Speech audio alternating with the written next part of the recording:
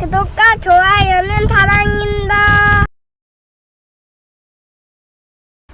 마태복음 18장 1절부터 9절 말씀입니다.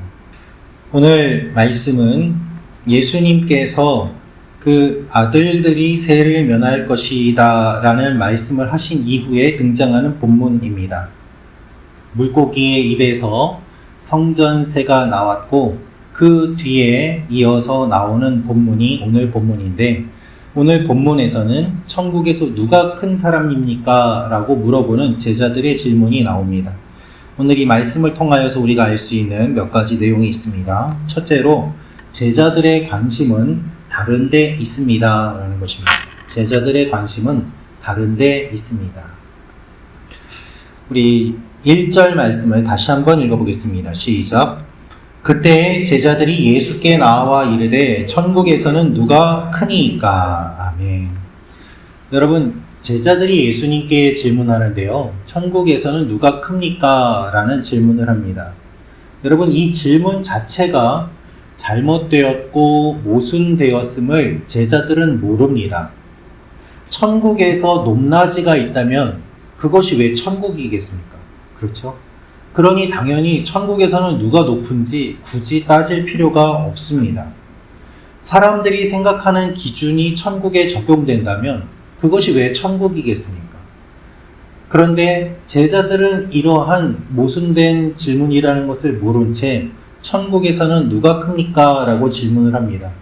이 질문을 왜 하는가 그 마음을 살펴보면 자신들의 마음속에 교만이 있기 때문입니다. 하나님의 아들들이라는 이야기를 들은 이후에 자신들도 그러면 우리가 하나님의 아들이라고 하니 우리가 천국에 들어가겠구나. 그럼 천국에서는 우리 중에 누가 높을까? 여러 번 예수님의 제자들은 누가 높은가를 가지고 서로 싸웠습니다. 사람들이 모인 곳에는 언제나 서열이 정리되어야 함을 그들은 생각했던 것이죠. 그러나 예수님이 계심에도 불구하고 예수님 다음에는 내가 라는 생각으로 언제나 교만한 마음을 가지고 세상의 가치관을 반영하려고 했던 것입니다. 결국 제자들의 관심은 천국에서는 누가 높으니까? 라는 질문을 들어보았을 때 천국에 관심이 있어서 질문을 던진 것이 아니라 누가 높은가에 관심이 있어서 질문을 던진 것입니다. 천국에 관심이 있는 것이 아니죠. 권력과 권세에 그들의 관심이 있음을 알 수 있습니다. 그 질문을 통해서 우리가 그들의 마음을 엿볼 수 있는 것이죠. 사랑하는 성도 여러분, 우리도 신앙생활을 하면서 다른 것에 관심을 가질 때가 많습니다. 영적인 것을 하는 상황 속에서도 전혀 영적이지 않은 다른 것에 관심을 가질 때가 많이 있습니다. 높은 자리에 올라가려고 하고 욕심을 채우려고 합니다. 내 자리를 확보하려고 하고 사람들의 관심을 얻으려고 합니다. 하나님의 뜻과 관심에 우리의 마음을 일치시키기보다 다른 전혀 엉뚱한 사람들의 생각과 가치관에 더 마음을 빼앗기고 오히려 영적인 것들을 이용하려고 하는 사람들이 얼마나 많은지 모릅니다. 우리가 자주 접하는 모습들이 그렇지 않습니까?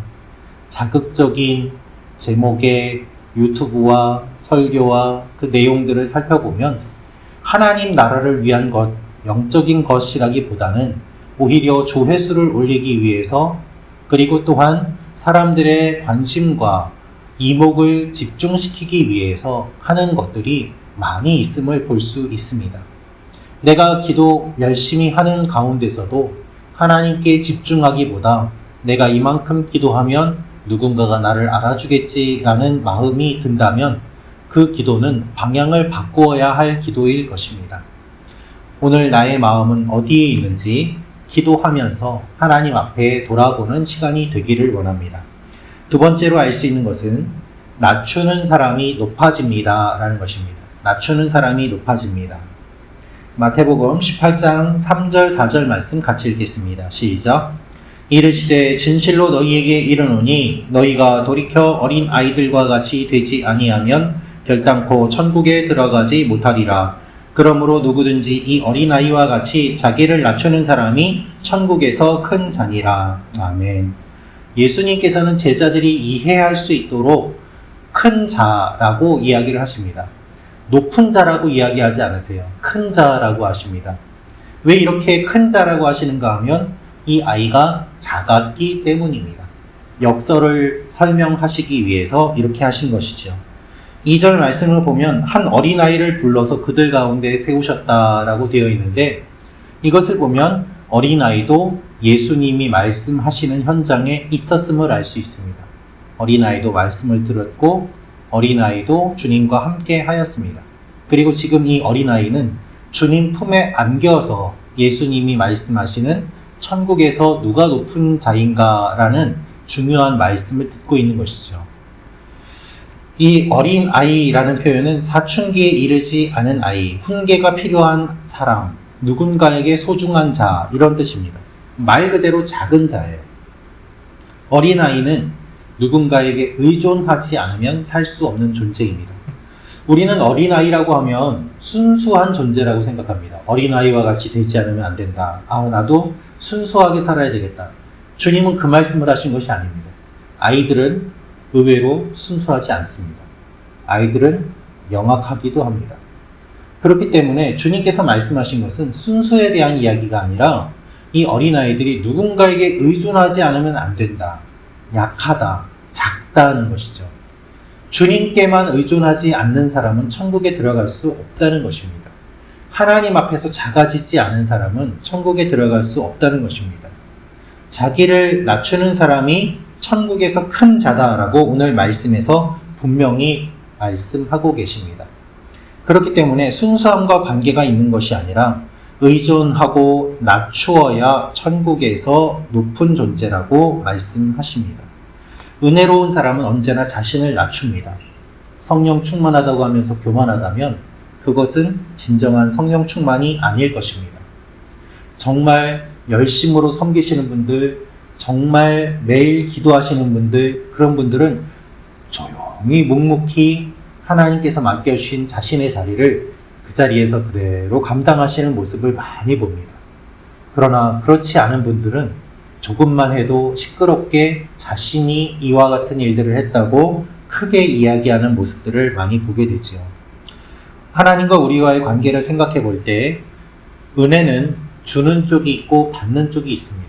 그래서 이 은혜를 크게 받기 위해서는 하나님을 높여야 되고 나를 낮추어야 됩니다. 이 차이가 크면 클수록 은혜가 크게 다가오는 것이죠.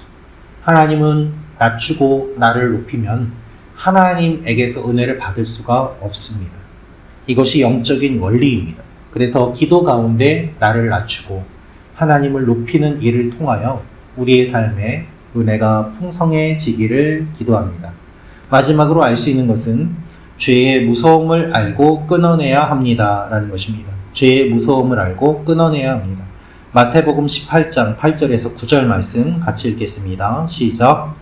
만일 내 손이나 내 발이 너를 범죄하게 하거든 찍어내버리라. 장애인이나 다리 저는 자로 영생에 들어가는 것이 두 손과 두 발을 가지고 영원한 불에 던져지는 것보다 나으니라. 만일 내 눈이 너를 범죄하게 하거든 떼어내버리라. 한 눈으로 영생에 들어가는 것이 두 눈을 가지고 지옥불에 던져지는 것보다 나으니라. 아멘.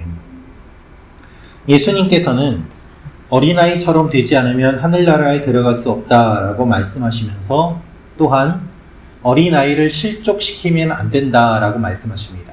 연약한 사람들에게 범죄하게 한다면 그것은 잘못된 것이다. 그렇게 하면 안 된다라고 말씀하시고 세상의 유혹에 넘어가는 사람들에게 경고하십니다. 손과 발을 찍어내버리라는 말씀입니다. 매우 무서운 말씀처럼 들리고 극단적인 말씀처럼 들리지요. 여러분, 우리는 손과 눈과 발을 통해서 끊임없이 유혹을 받습니다.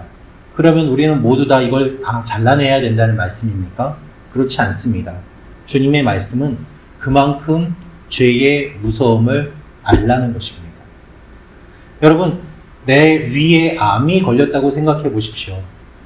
그러면 어떻게 해야 될까요? 위를 어느 정도 절제를 해서라도 떼어버리고 생명을 유지해야 되지 않습니까? 그것을 싫다고 그대로 내버려 두면 암이 전이되어서 온몸에 퍼질 수밖에 없습니다. 죄를 생각해 볼 때 그와 같은 모습이 있습니다. 적은 누룩이 온 땅에 퍼지는 것처럼 죄를 그대로 내버려 두면 그 죄는 계속해서 퍼져나가기 때문에 눈이나 손이나 발이 범죄하면 찍어내버리라는 주님의 말씀은 그만큼 죄를 무서워하고 경계하고 죄가 일어나지 않도록 그것을 정리하라는 말씀입니다. 이러한 각오로 하지 아니하면 우리가 죄를 지을 뿐만 아니라 다른 사람도 죄 짓게 만드는 일을 하게 되기 때문입니다. 죄의 유혹을 받으면서도 아무 결단도 내리지 않는 사람들을 질책하십니다. 우리의 죄의 무서움을 알라고 주님 말씀하십니다. 내가 죄를 짓는 것도 무서운 일이지만 다른 사람을 죄의 길로 이끌어가는 것도 무서운 일입니다. 마약이 무서운 이유는 나 혼자 하는 것이 아니라 다른 사람을 언제나 끌어들인다는 데 있습니다. 그러해야 자신들이 싸게 약을 살 수 있다고 생각하기 때문이고 그러한 구조를 만들었기 때문이지요. 얼마나 악한 일입니까? 우리는 죄의 무서움을 알고 두려워해야 합니다. 우리를 유혹하는 것들을 과감히 끊고 하나님께서 원하시는 일을 하도록 결단해야 합니다. 오늘도 우리에게 다가오는 많은 유혹들을 우리가 겪을 것인데 그것들에 빠지지 아니하고 하나님 편에 서서 하나님의 도우심으로 살아가는 여러분과 제가 되기를 기도합니다. 기도하겠습니다.